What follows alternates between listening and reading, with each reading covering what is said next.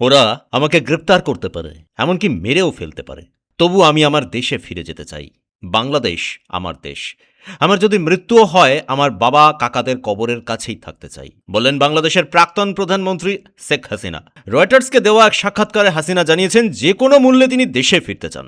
Judicial কোর্টের সামনে আত্মসমর্পণ করতে চান শেখ হাসিনা। তবে দেশে ফেরার ব্যাপারে বাংলাদেশের বর্তমান সরকারের সঙ্গে তার কোনো কথা হয়নি বলে জানিয়েছেন বঙ্গবন্ধু কন্যা। তিনি জানিয়েছেন বাংলাদেশে তার দল কর্মী সমর্থকদের স্বার্থের কথা ভেবেই তার দেশে ফেরাটা জরুরি। তিনি বলেছেন, আমার দলের নেতাকর্মীরা নিপীড়নের শিকার হচ্ছেন, তাদের পাশে দাঁড়ানোটা এখন আমার কর্তব্য। যদি মৃত্যুও আসে তাহলেও আমাকে তাদের পাশে দাঁড়ানোর জন্যই বাংলাদেশে ফেরা জরুরি।